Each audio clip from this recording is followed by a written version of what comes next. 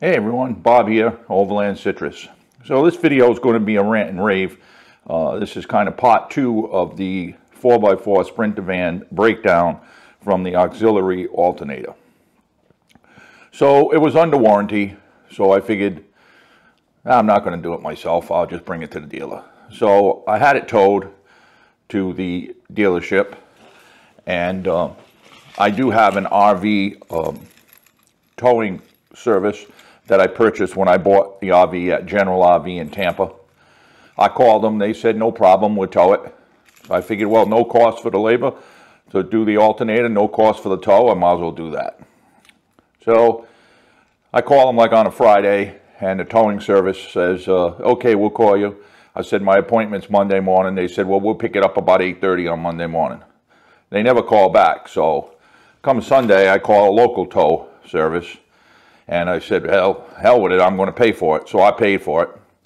And long story short, Tammy called the tow company, sent them a copy of the $600 tow bill, and they're going to reimburse us. So I don't think that's the first time that they messed up. So my advice on that is don't buy any extra service. I usually never buy extra service on anything, motorcycles, anything, cars, RVs. I just don't do it. So I tow it up there. As soon as I get there, now I towed it to General RV in Ocala. And remember, this is only my personal experience. Maybe some of you have went to General somewhere in the country and you had great service. But I've learned over the years, and I've had many RVs, that once you buy it, the service department is terrible. So I tow it there. I come in, they tell me I don't need an appointment. I show up. First thing the lady says is, well, you need an appointment. I'm like, well, that's what somebody told me on Friday. So they go get the service manager, and they work it out. He puts me with a service advisor. They take the van. I tell them what I think is wrong with it, or what I know is wrong with it, because I'm pretty mechanical. So they said, well, we'll diagnose it. I said, well, oh, excuse me. I have an Adventure Van Expo already paid for next weekend. So they said, well, we don't think we're going to get the parts and get it in time. So, of course, I can't get my money back on that, so I can't go that weekend. And I lose the money for the Adventure Van Expo, and I didn't get to go. So, and the lady, the advisor, was a woman. And she said to me, I will, please trust me, I don't care, man, woman. It didn't matter to me who it is. It's just, I'm just stating a fact that it was a woman. She said, okay, takes all my information. She says, I'll call you every 2 or 3 days and keep you in the loop and give you updates. I said, okay. So that's Monday morning, 9 o'clock. We get to Thursday, I haven't heard anything. So I call. Put me in a voicemail. Never calls me back. I email her. Never gets back to me. I call again around noon. Don't get her voicemail. So then I call back on Thursday night, and I tell the receptionist, listen, if someone doesn't call me back, I'm going to come up there. Now, it's an hour drive for us to get to Ocala. And I was just going to drive over there. So now I'm not starting to be happy. So finally, at like 5 o'clock on Thursday night, they call. And she says, oh, yeah, we ordered the parts. We're waiting for the parts. That's it. That's what she says. So I said, well, it was the auxiliary alternator, correct? And she said, oh, yep, yep.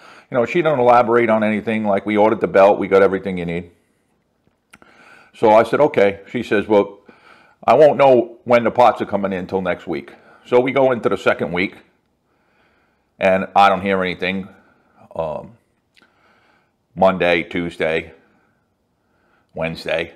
So I start calling on Wednesday in the morning, leaving messages again. Same thing, I write an email, nothing.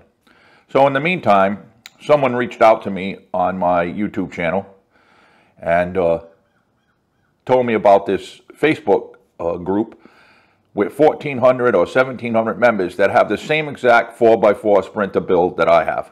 So I went on the line, and everybody's complaining that the secondary alternator is burning out. Some people, 9 alternators. So I'm like, wow, that's crazy. I can't go anywhere. What am I going to do? Go, say, head towards Texas or go anywhere, Utah, and worry about my second alternator burning out? And then I'm going to be broke down in the middle of nowhere, and I'm really going to be in trouble. So there was a lot of information on the blog, and they connected me with a place to buy the alternator out of Tennessee. And in a later video, when I install it, I'll walk everybody through and leave all the links on where to get it. And the problem is, what they explain is it's almost like a little bit of a surge protector for your alternator. And it's called a alternator protection module. Very simple, 2 wires. And I'm going to leave all the links for that when I do the install, and I'll show everybody how to hook it up. But what happens, I guess, is when that alternator shuts off, the regulator shuts off the charge going to the lithium batteries. But what happens is the alternator, being a 200 amp almost, is still making amperage. And amperage equals heat. So the alternators heat up and burns out the bearings. So this is the fix from what they tell me. What it does is you put one on the power line of the alternator and one just ground it. And it takes the power and throws it, somehow converts it and throws it to the ground. So it's actually making amps, but it's releasing the amps, if that makes any sense. So it keeps the alternator cool. So that's supposed to be the fix. Excuse me. Pollen in the air today in Florida. So I decided we're going to tow that van out of there at that point. So I call them up and I leave a message, say, can you call me back? I'm coming to get the van on Thursday. No one calls me back. I call again in the middle of the day. No one calls me back. I ask for the service manager. She gives me the phone number to call. I call it. They give me the wrong number. It's the general number for the RV sales place. I'm like, oh, you got to be kidding me. So finally I call again, and I get a guy answers the phone, and I tell him. He said, oh, well, I'll pass that along. I said, well, that's what everybody tells me, to pass it along. No one calls me back. I said, so I don't expect anybody to call me back this time, but I'm just going to tell you that tomorrow morning I will be there with the tow truck at 9 a.m. to tow my vehicle out of there.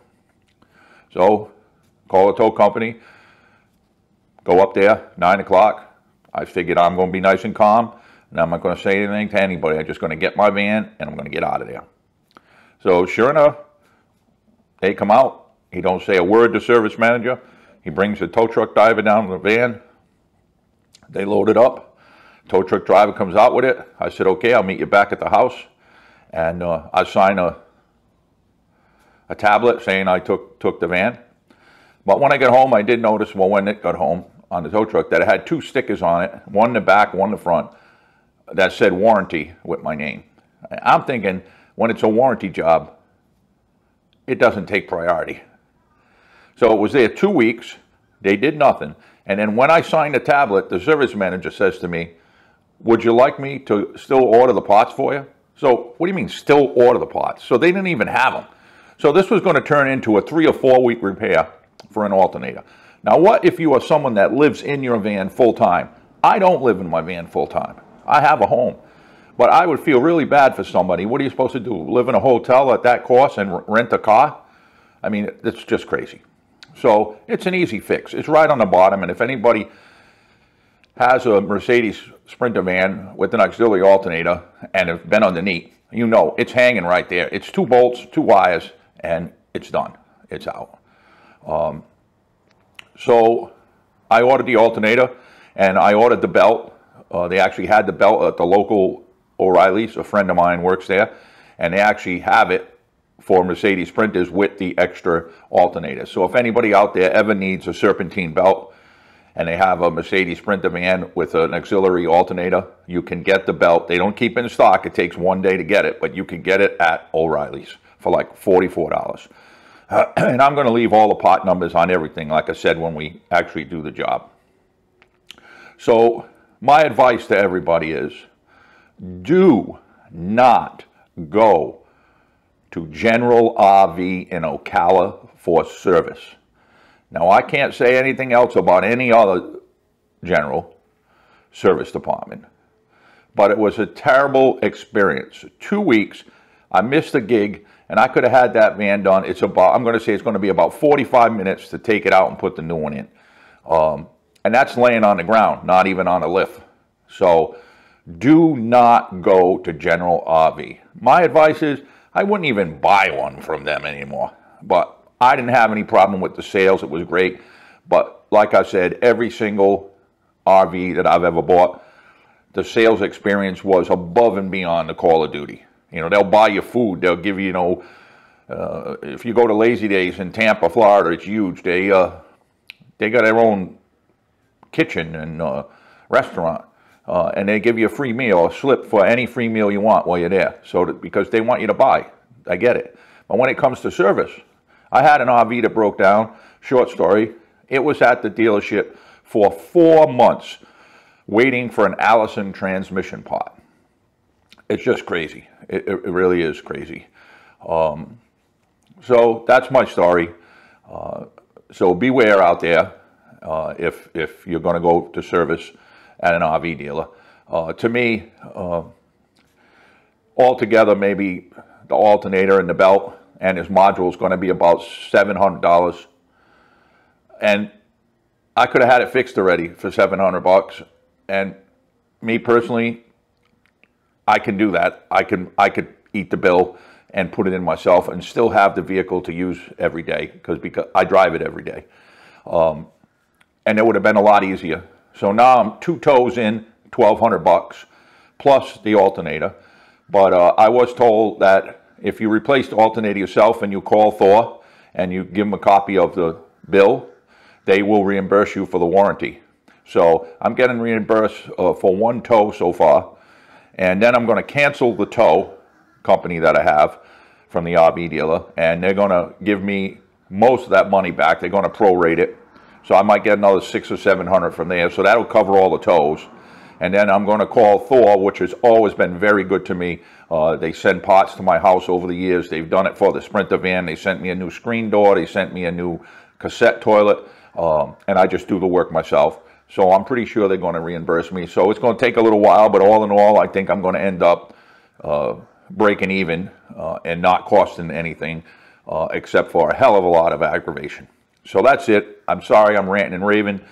If I bored you with this video, I just really wanted everyone out there to know what happened and what you can do when your auxiliary alternator blows out. And in the next video coming up, I will definitely be installing it, showing you where I got it, putting all the links, telling you everything there is that I learned over this process. So if it happens to you, you could fix it, or you can get the parts and have your local mechanic fix it. I mean, if you're a mechanic, you could change your alternator. Anybody can change it. It's easy. So thanks for listening. Thanks for subscribing. If you're not a subscriber, please press subscribe. If you hit the bell, you'll know when all the new videos come out.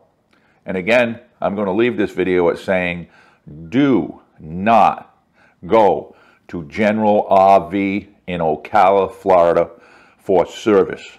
Do not do it. Worst service team I've ever encountered anywhere for any type of vehicle. So do not go there. So until next video, as I would say, camp safe, travel safe, and peace out.